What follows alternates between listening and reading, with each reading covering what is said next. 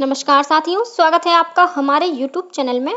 आप छत्तीसगढ़ की किस जगह से हमारे समाचार सुन रहे हैं, कृपया कमेंट बॉक्स में लिखकर हमें जरूर बताएं। साथ ही हमारे चैनल को सब्सक्राइब करना ना भूलें। रायपुर से प्रस्तुत है छत्तीसगढ़ के प्रादेशिक समाचार। समाचारों के साथ में रजनी शुक्ला। पहले मुख्य समाचार। पीएससी भर्ती में कथित गड़बड़ी की जांच कर रही सीबीआई ने कल प्रदेश के कई स्थानों पर दी दबिश। राज्य मंत्रिमंडल की कल हुई बैठक में गुरु घासीदास तमोर पिंगला टाइगर रिजर्व बनाने का लिया गया निर्णय। हेमचंद यादव विश्वविद्यालय के दूसरे दीक्षांत समारोह में कल राज्यपाल और मुख्यमंत्री की उपस्थिति में 68 विद्यार्थियों को शोध उपाधि और 48 विद्यार्थियों को स्वर्ण पदक प्रदान किया गया। और मौसम विभाग ने आज उत्तर छत्तीसगढ़ में 1-2 स्थानों पर आकाशीय बिजली गिरने और भारी वर्षा होने की दी चेतावनी। अब समाचार विस्तार से। पेरिस ओलंपिक में महिला पहलवान विनेश फोगाट को ओवरवेट होने के कारण अयोग्य घोषित कर दिया गया है।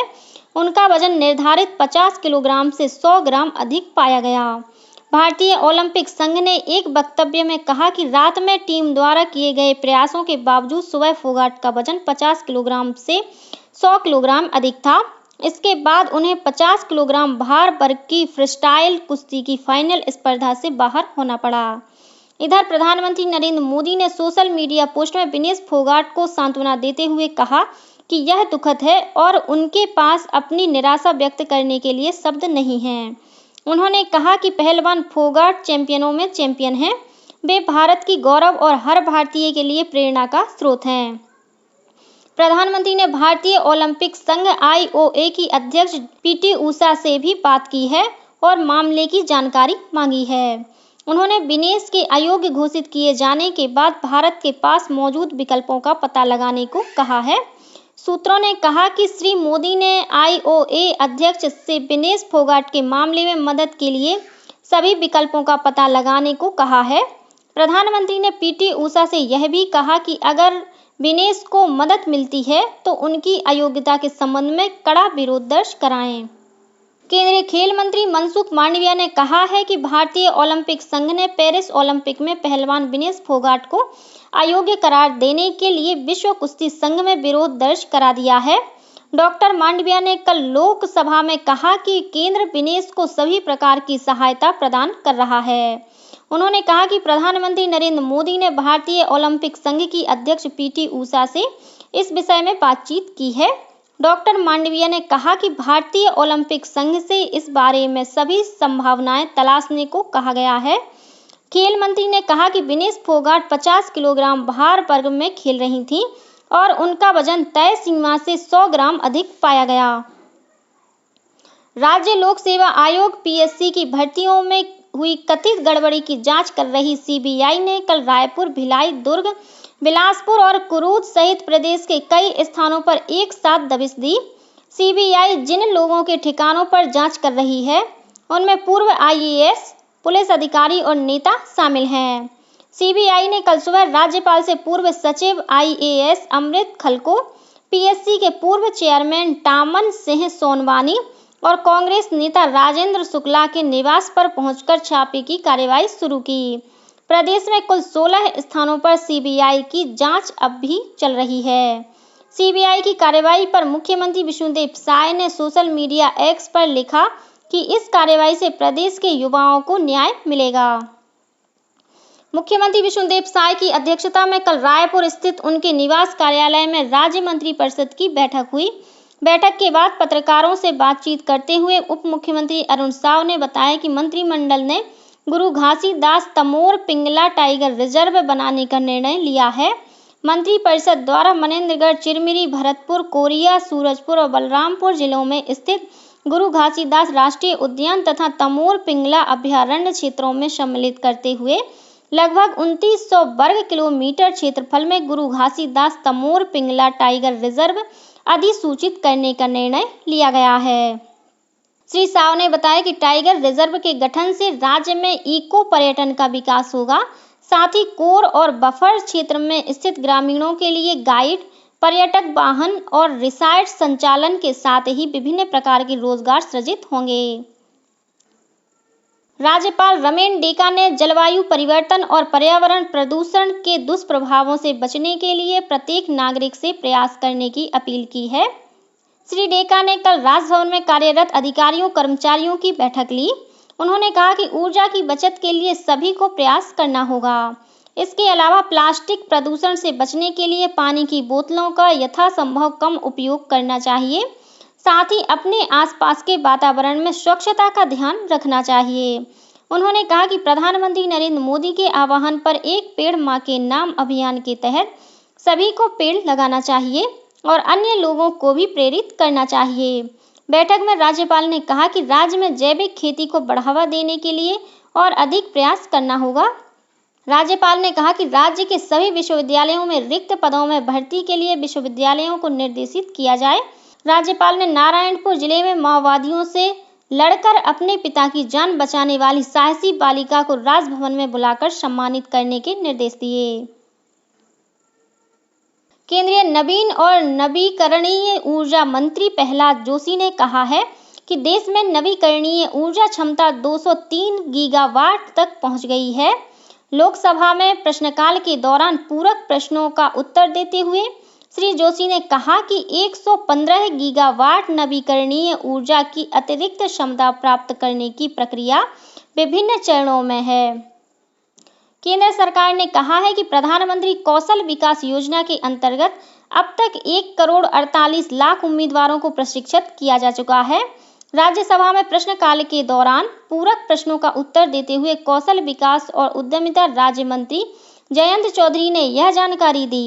उन्होंने कहा कि योजना के चौथे चरण के अंतर्गत इलेक्ट्रॉनिक्स और हार्डवेयर परिधान, कृषि और लॉजिस्टिक युवाओं के सबसे पसंदीदा क्षेत्र हैं।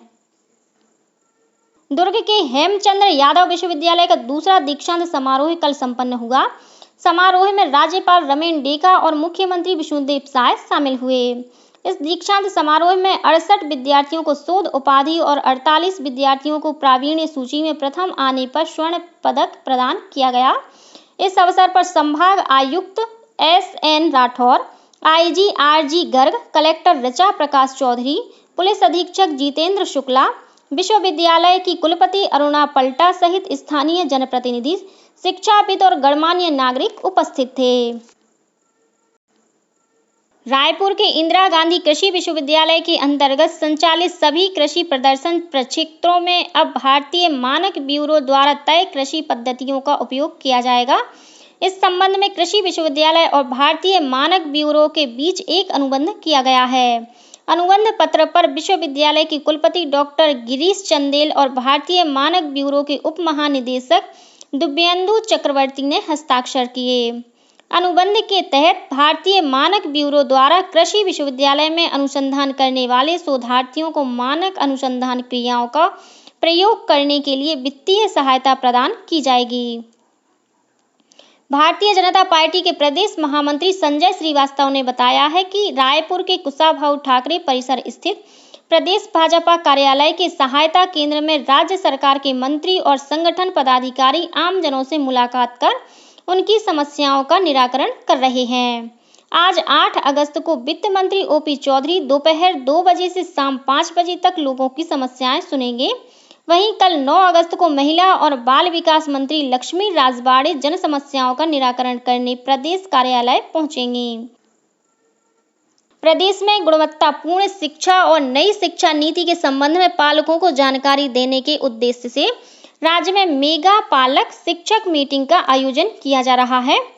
स्कूल शिक्षा विभाग के सचिव सिद्धार्थ कोमल परदेसी ने बताया कि अब तक 5,500 संकुलों में पालक शिक्षकों की मीटिंग हो चुकी है। इसमें 7.5 लाख से अधिक पालक शिक्षक शामिल हुए हैं। उन्होंने बताया कि इस बैठक का मुख्य उद्देश्य पढ़ाई लिखाई और स्कूली गतिविधियों में शिक्षकों के साथ पालकों की सहभागिता सुनिश्चित करना है।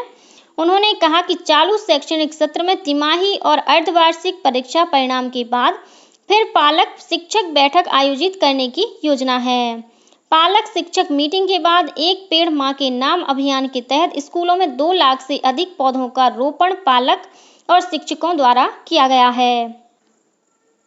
दिल्ली में कोचिंग सेंटर में हुए हादसे के बाद जांजगीर चांपा जिले में SDM ममता यादव के नेतृत्व में कोचिंग संस्थानों की जांच की गई। जांच टीम में तहसीलदार, नायब तहसीलदार, सीएमओ और टीआई शामिल थे। जांच के दौरान बेसमेंट पर संचालित एक कोचिंग सेंटर को सील किया गया। एसडीएम ने कहा कि कोचिंग सेंटरों की लगातार जांच की जाएगी। जांजगीर के दौरे पर पहुंचे श्रम और उद्योग मंत्री लखनलाल देवांगन ने भारतीय जनता पार्टी द्वारा प्रदेश में 11 अगस्त से शुरू होने वाली तिरंगा यात्रा की जानकारी दी। मीडिया से बात करते हुए श्री देवांगन ने कहा कि इस यात्रा के तहत हर घर में तिरंगा फहराया जाएगा। आदिम जाति विकास मंत्री रामविचार नेताम ने कल नई दिल्ली में केंद्रीय वन और पर्यावरण मंत्री भूपेंद्र यादव से मुलाकात की। बैठक में श्री नेताम ने केंद्रीय मंत्री को अवगत कराया कि सरगुजा संभाग के आसपास हाथियों की वजह से ग्रामीण क्षेत्रों में फसलें बर्बाद हो रही हैं और स्थानीय निवासियों की सुरक्षा पर भी खतरा बना रहता है। इस समस्या के समाधान के लिए उन्होंने हाथी विचरण वाले गांवों में सोलर लाइट की सुविधा प्रदान करने का आग्रह किया। साथ ही वर्टिकल सोलर फेंस स्थापित करने की मांग की। श्री नेताम ने केंद्रीय मंत्री से हाथी मित्र दलों के लिए आर्थिक सहायता दिए जाने का भी आग्रह किया। इस पर केंद्रीय मंत्री ने श्री नेताम को उचित कार्यवाही का आश्वासन दिया। कोरबा जिले में मौजूद हाथियों के दल से बिछड़कर एक हाथी जांजगीर चांपा जिले के छाता जंगल पहुंच गया है। इसके बाद स्थानीय लोगों में दहशत है। छाता जंगल में हाथी की आमद के बाद वन अमला मौके पर पहुंचा और ग्रामीणों को सतर्क रहने की सलाह दी। वन अमला हाथी के विचरण पर लगातार निगरानी रख रहा है। इलाके में हाथी के विचरण को देखते हुए आसपास के क्षेत्र के गांव की बिजली बंद कर दी गई है ताकि हाथी को करंट से कोई नुकसान ना हो। और अब पेश है मौसम का हाल। मौसम विभाग से प्राप्त जानकारी के अनुसार प्रदेश में आज अधिकांश स्थानों पर हल्की से मध्यम वर्षा होने की संभावना है। वहीं एक दो स्थानों पर आकाशीय बिजली गिरने और भारी वर्षा होने की चेतावनी दी गई है। भारी वर्षा का क्षेत्र मुख्य रूप से उत्तर छत्तीसगढ़ रहेगा। मौसम विभाग ने 9 अगस्त के बाद प्रदेश में वर्षा की गतिविधियों में कमी आने की संभावना जताई है। आने वाले 24 घंटों के लिए मौसम विभाग ने बीजापुर जिले के लिए रेड अलर्ट और कोरबा, बालोद, राजनांदगांव, दंतेवाड़ा सहित 8 जिलों के लिए ऑरेंज अलर्ट जारी किया है। वहीं बिलासपुर, दुर्ग, बलौदाबाजार सहित 13 जिलों के लिए येलो अलर्ट जारी किया है। इस बीच जांजगीर चांपा में हो रही लगातार बारिश के कारण नदी नालों का जलस्तर बढ़ गया है। जमड़ी नाला में पानी 4 फीट ऊपर से बह रहा है, जिससे इस मार्ग पर आवागमन बाधित है। और अब कुछ अन्य खबरें संक्षेप में। भारतीय जनता पार्टी के प्रदेश अध्यक्ष किरण सिंह देव ने रायपुर दक्षिण विधानसभा सीट पर उपचुनाव के लिए प्रदेश उपाध्यक्ष शिवरतन शर्मा और कैबिनेट मंत्री श्याम बिहारी जायसवाल को प्रभारी नियुक्त किया है। मुख्यमंत्री विष्णुदेव साय के रायपुर स्थित निवास कार्यालय में आज 8 अगस्त को सुबह 11 बजे से दोपहर 1 बजे तक जन दर्शन कार्यक्रम का आयोजन किया जाएगा। रायपुर के इंदिरा गांधी कृषि विश्वविद्यालय में बीटेक कृषि अभियांत्रिकी और बीटेक खाद्य प्रौद्योगिकी पाठ्यक्रमों में प्रवेश के लिए काउंसलिंग की प्रक्रिया शुरू हो गई है। फॉर्म भरने की प्रक्रिया सहित सभी जानकारी विश्वविद्यालय की वेबसाइट पर उपलब्ध है। इंदिरा गांधी राष्ट्रीय मुक्त विश्वविद्यालय ने इसी शिक्षा सत्र में भगवत गीता पर 2 वर्षीय मास्टर डिग्री का कोर्स शुरू किया है। इस पाठ्यक्रम में प्रवेश के लिए आवेदन की अंतिम तिथि 14 अगस्त निर्धारित की गई है। बलौदाबाजार के ग्राम पंचायत मोहतरा की सरपंच ईश्वरी साहू को 14वें और 15वें वित्त की राशि का दुरुपयोग करने की शिकायत पर हटा दिया गया है। ईश्वरी साहू पर यह कार्रवाई छत्तीसगढ़ पंचायती राज अधिनियम के तहत की गई है। एंटी करप्शन ब्यूरो की टीम ने रायगढ़ के पटवारी हरिशंकर राठिया को कब्जा प्रमाण पत्र बनाने के नाम पर रिश्वत लेते रंगे हाथों गिरफ्तार किया है और दक्षिण पूर्व मध्य रेलवे के बिलासपुर मंडल के तहत 19 अगस्त तक 72 ट्रेनों को रद्द किए जाने से नाराज गौरेला पेंड्रा मरवाही में कांग्रेस के जिलाध्यक्ष उत्तम वासुदेव के नेतृत्व में कांग्रेस कार्यकर्ताओं ने स्टेशन प्रबंधक और कलेक्टर को ज्ञापन सौंपा। इसी के साथ रायपुर से प्रसारित छत्तीसगढ़ के प्रादेशिक समाचारों का ये बुलेटिन समाप्त हुआ।